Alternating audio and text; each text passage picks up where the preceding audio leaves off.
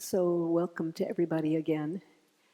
And I'm calling this talk The Wide Net of the Dharma, which is kind of a big topic, but a big title and a big topic, I guess you'd say. I'd like to start by just noticing what most of us have noticed many times, and that is, in many ways, we're a fairly homogeneous group. That is, there's a lot of seniors here. There are a lot of people who are kind of middle class, a lot of white people. This is not, we prefer at IMCC, we've been working to have a group that is more representative of this population of the United States, a more diverse group. This is what we want, and we hope that someday that's going to happen.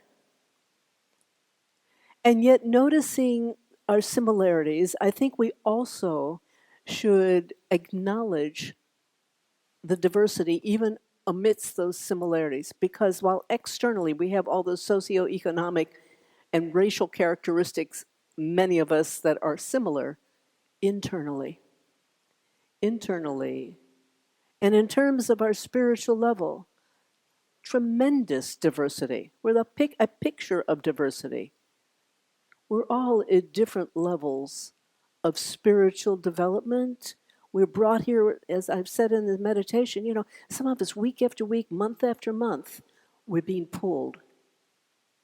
And yet, I think we can say we are all cooking spiritually, right? That's what it's all about. It's not about better or worse. Some of us are rawer, are more cooked than others. Great. This is just the way things are, the way things need to be. It's natural. It's not only natural, but it never stops. I don't care how old you are. As long as you're here on the face of the planet and you're involved in this spiritual path, you're cooking. So it's not like you come to an end point, say, I've made it. I've never heard of anyone, and I mean the great ones I'm talking about now, ever said, I've arrived. So it's really wonderful. There's both a sense of humility in that and also a sense of wonder when you realize, it doesn't matter where you are. What's important is to be there and to work, and I'm talking now in terms of the spiritual path, really to be there and work at it, and to work at it. The Buddha's teaching, which has been called the Buddha Dharma. Dharma is another word for teaching, I think as many of you know. The Buddha Dharma casts a wide net. That is, people of all different cultures, ages, have been drawn to it over the centuries. It's a powerful vehicle for spiritual development. Not the only one. There are others, of course, but it's a powerful one. And I think it's so powerful because, first of all, the Buddha spoke about themes, truths that touch the human heart and mind. And he did it, being the incredible being and genius that he was, in a way that has lasted for millennia. And I think it's also powerful because he gave so many directions on how to walk on this path. And I loved and have quoted it before, but Ruth King, our beloved Ruth, has often said she has a friend. Her friend says, Jesus is my Lord and Savior, but the Buddha left instructions. So well said. There's no problem. This is what is so difficult for a lot of people who aren't in this kind of community to understand. You can be a practitioner and be affiliated with any other religion. They're two different things, right? Two different things.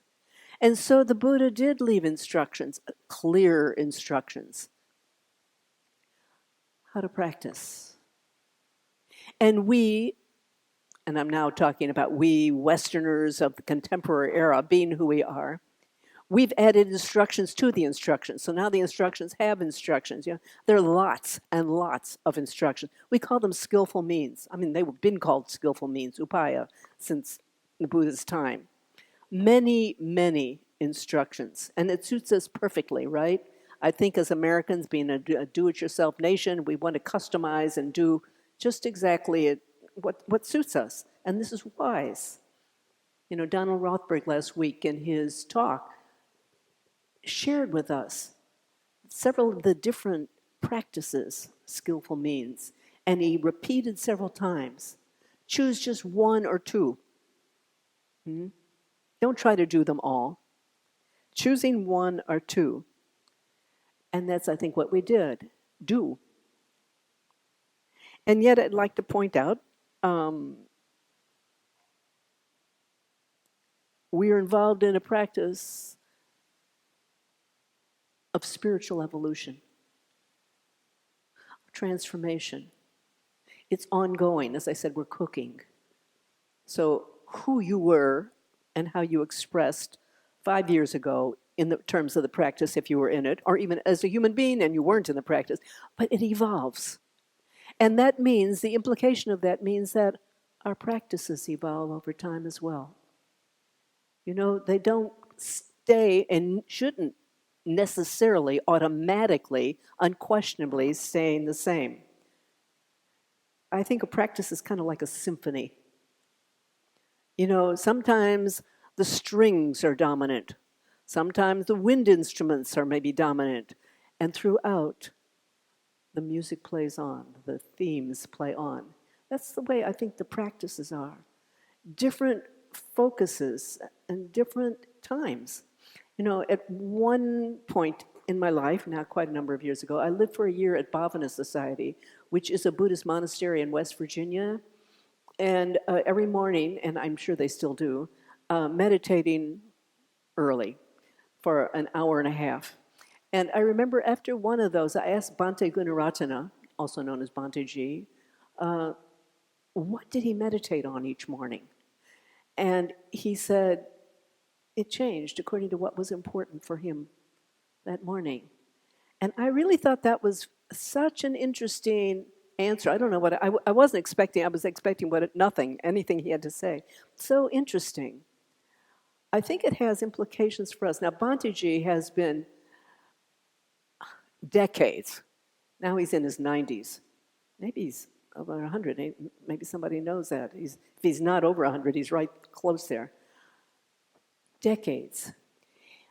We can say he didn't hop around in his practice, nor should we. We need to practice, adopt a practice, and learn to stay with it. Our minds, as we know, prefer a smorgasbord. We kind of want to come here, there, and everywhere. But having said that, we learn to stay, we learn to focus on a practice, we explore it, and and there are also times when we can change or add to it. Not that we drop a practice. I think these practices are for a lifetime. But they're emphases, the winds, the strings, they're emphases. So, bottom line, we change. Our practices change. The Buddha said, all things talk about change, impermanence all the time, right? One of the characteristics of existence, change. But he didn't exactly say everything changes. What he said was all conditioned things change. Because a great part of his teaching was about what doesn't change, which is the unconditioned. And I want to talk a little bit about what the conditioned is and what the unconditioned is. Conditioned things, all conditioned things change. And this is the world that we live in. You could say our everyday reality. Human beings, we as human beings change, building change, farms change. Farms. First foundation, we won't go in that. The farms change. Everything we see and know around us. As people, as buildings, nothing stays the same ever. Maybe a fast change, It may be a slow change, but nothing can be relied on to stay as it is. To really absorb that truth is so hard for us. It's hard because we don't want some things to change. May want a lot to change, but there are things that we absolutely don't want to change. But these are the conditioned things that are always changing. And a focus, a main pointing that the Buddha is about, his teachings are about, is that we also need to learn how to live with the changing nature of conditioned things and to find that which is unconditioned, that which doesn't change. A very large part of the Buddha's teaching is about what doesn't change.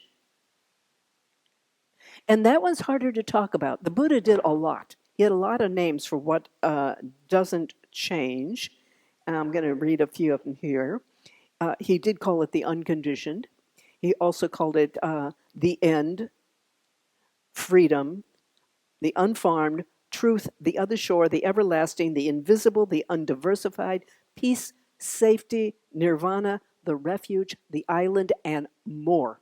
He had all kinds of names for that which doesn't change. Namely, there's something else. Something which he often talked about it in the negative, but not always, because the mind can't get a grasp of it. The mind can't really know what it is. In the mind, we can hear the words. You can't know it. But the heart yearns for it. I think that this is what underlies, ultimately, why we come week after week to a spiritual practice, day after day. Because there's something in our heart that is yearning. Even if we can't articulate it well, or if we try to articulate it, the words kind of get tripped up on each other.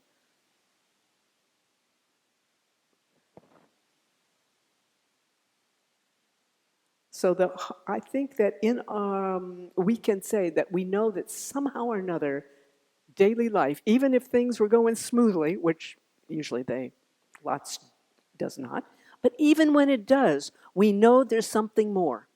Does that resonate? Does that sound? I think it resonates for a lot of people. There's something more. This is why some of us, not all human beings, but some of us are seekers. We're seeking, even if we can't quite articulate. The heart is hungry for that. That's for the unconditioned. And as I said, it's hard to put words to it. So there's so many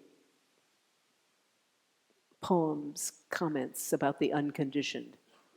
And I'm thinking, Heather, of one that you read, and I've read it since, but that one by Rumi, when he talks about out beyond a field of right doing and out beyond right doing and wrongdoing, there is a field. I'll meet you there. When the soul lays down in that grass, even the words each other make no sense anymore. I've skipped a few words in there, but that's the gist of it. These things have been talked about by poets, sung about, analyzed or discussed by philosophers and religious people throughout the ages, and yet we still can't really talk about it. But we know it. There's something in us that know it. I think our minds would much prefer to be comfortable in our everyday life, even when it's uncomfortable. I think the mind wants to tell us, no, don't bother with that. You know, you've got enough problems as it is. You've got enough to hold on, to bother. Don't take on another problem, even if you can't even say what the name of it is. Why get yourself involved in that? That's, I think, the kind of thinking that our mind will go through. And still the heart knows and very persistent. Uh, the great Indian sage Nisargadatta, 20th century, he said, the mind creates the gap and the heart crosses it. The mind creates the gap and the heart crosses it. This is what our mind, our hearts know and do. When the heart actually crosses the gap, that's an awakening. All this stuff is really hard to pinpoint. But when the heart crosses the gap, that's the awakening. There's a shift, a radical shift in the heart and the mind's knowing. One sense of, I'll just say a few things, one sense of, and then more later, a sense of identification radically shifts. The Buddha taught from that place. He, a highly realized being. Other great spiritual beings do the same. Many of you here have seen, or some of you here, have experienced, or at least glimpsed it, have glimpsed this shift. Now, I would say that this awakening that the Buddha speaks about, and many others do, is not like another spiritual experience, as beautiful as they are. And some of us have had those too. And if you have worked with the non-ordinary states of awareness, the meditative absorption, the jhanas, you've had many of them. And that's one of the aspects. I mean, Lee Brasington was here some years ago and was teaching some of that. Bliss, happiness, equanimity beyond daily experience. All of that is marvelous. It's not the same thing as what is seen in awakening. So I'm not going to say too much more about what isn't seen, except that it is, I'll come back to it. Buddha said, and he used the term, sudden penetration. I think that was one of his terms for awakening. Awakening is not automatic as a result of practice. You can't put in X number of hours of meditation and go to X number of retreats and read so many books or hear talks and then get a certificate, an awakening certificate. It doesn't work like that. The Buddha said that there are 84,000 Dharma doors. Dharma is teaching. 84,000 Dharma doors. What that really meant in the ancient languages is infinite number, lots and lots and lots. Dharma doors. I'd like to read a quote by Ajahn Pisano and Ajahn Amaro. They wrote in a book, it's called The Island. They were co-abbots of a monastery. They're monks. Co-abbots of a monastery out in California called Abhagiri. And here's what they write. They caution about the 84,000 Dharma doors. They said, we can compare doors or create doors or sand and paint doors, but it doesn't get us through them. In the same way that we can wander aimlessly for a long time along a wilderness path, we can wander along the Buddha's path of practice in a way that is less than efficacious. It's like, wow, what a radical statement. What is that saying? Practice is key. It's important. But they're also saying it's different and not the same thing as walking through one door. It's important as we practice, we learn, and as we learn more and practice more deeply, we become more sincere. We're propelled more deeply and sincerely. And finally, the moment of the sudden penetration, the awakening can happen. It may, and it may not. Who knows? It's a mystery, but it can happen. The 84,000 doors. So as we practice, I think we need to just bear in mind our sincerity, our intent. Where are we going, and where do we really truly wish to go with this? Keep it in mind. And then the Dharma takes us in its arms. You don't control it. I don't control. Well, none of us control it. We simply offer. It's an offering. How to get through one of the doors, any one of the doors? By letting go. You've heard this a million times, haven't we not? Letting go. Going through, or the sudden penetration or the awakening happens when we let go. The Buddha spoke about it, and he analyzed letting go in great detail. He had an analytical mind, and you will know if you have read any of his discourses. And he also summarized it in the Noble Truths number 2 and 3. He said that the cause of suffering is holding on, and the release of suffering, the diminishment of suffering, is when we let go. The 20th century Tai Chi master, Ajahn Chah, said, if you let go a little, you will have a little peace. If you let go a lot, you will have a lot of peace. If you let go completely, you will know complete peace and freedom. Your struggles with the world will have come to an end. Let's face it, we've said that one many times here. And it's just as powerful today, I think, as when we first, as it's always been. And I think, what do we need to let go of? And the answer is attachments. And that's like a big uh-oh. You know, like, oh, okay. It's like, I would say, like an elephant in the room. It's the one that we kind of know about, but would kind of rather kind of skirt around, or at least minimize down to kind of a size of a friendly dog. We know when we practice that we are letting go of some attachments. We're kind of chipping away at it. And that's what we do, chipping away at it. But there's some things I think that none of us want to let go of. I mean, there's what we love, our family, our friends, maybe it's pets, maybe it's artistic expression. We all have the things that we love, and letting go of those really isn't an appealing idea. And we usually don't talk about it, I think. We can talk about how we might let go, but we don't necessarily want to talk about what does it mean to let go. I think the doubts and resistance that we may feel, what I'm saying right now is not usually what is said. I don't think that usually we talk about letting go and talk about the difficulties and our resistance to it. But I think that that resistance is normal. And again, I'm going to quote Bhante Gunaratana. And he talked about, and he was talking about the Asians in general, but particularly those he's been in contact with, and he said, you know, they don't really want to wake up. They don't want enlightenment.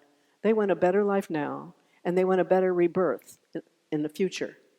Well, we may not, many of us, believe in a better rebirth, but the idea of letting go is similarly unappealing to us, I believe.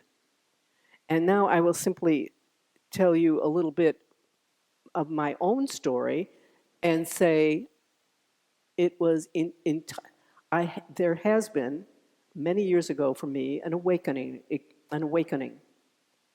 And I've said that before, but what I haven't said was that building up to that awakening was terror. I could feel that something was coming after me, and I didn't want it. It was scary. It was terrifying. And that went on for quite a few months before this happened. And then it caught me. And everything shifted. And I can say that what I knew nothing about this at the time, as I've told you before, utterly ignorant. So it was just an experience. I didn't know anything about Buddhism or anything else. But what I did tell myself, it was like the world changed from being in black and white to being in technicolor. That was kind of a description I had for myself at the time. It was so utterly radical. But the fear of it is normal. I mean, I didn't know it at the time, but we've heard it time and again. And so I'm saying resistance to letting go is, I think, a natural human endeavor, a natural human response. So I thought that tonight I would say just a few things about what I have learned about what this letting go means. And first of all, because I know people kind of think, well, if I let go, I'm going to be lost in outer space or, never come back. I've heard a lot of people say that. That's not so. That's not what happens. I'm not only talking from any teacher that you want. You don't get lost in outer space and never find your way back. You do come back. Very much so. In fact, I'll say more about that. You don't need to let go of everything forever and ever. That's not what letting go means. We've got this idea that letting go, if you let go completely, you'll have complete peace and your problems of the world will come to an end. The awakening doesn't mean you let go of absolutely everything for now and forever. It means in the moment you stand, I will say, naked.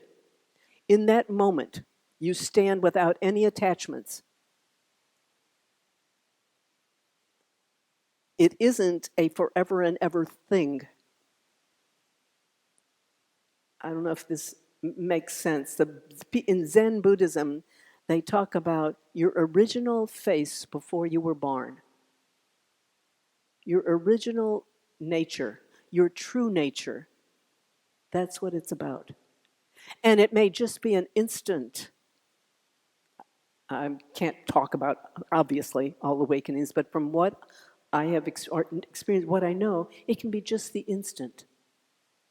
And if, in fact, when that happens, then the world comes back, and you're back in it, but in a different way. But in a different way.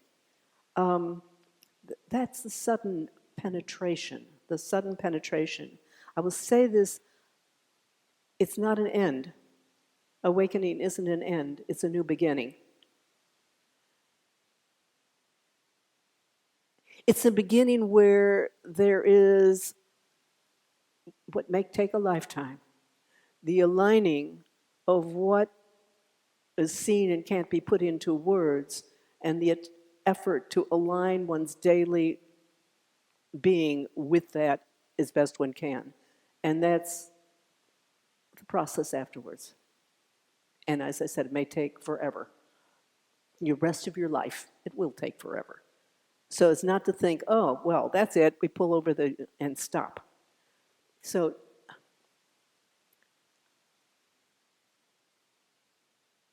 I'm saying a few things here that I know have not been said, but I think that it is important that we gain some perspective on it all.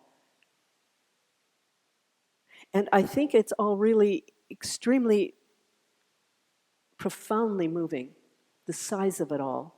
We are engaged in this, we are offering ourselves up and trying to express in the most authentic way we can in our life, however we see that. And it may be, however we see it, this is what we are called to do. So, friends, not an easy topic to discuss. And I hope that if all of this just sounded like gobbledygook, you just kind of let it pass by. And I think of it like poetry. Sometimes you don't get it. You read a hard poet and you just can't, just let the words pass. And you assume that somewhere inside maybe something's caught and you don't know, and it'll come back in its own time if it wants to. So thank you very much for being here.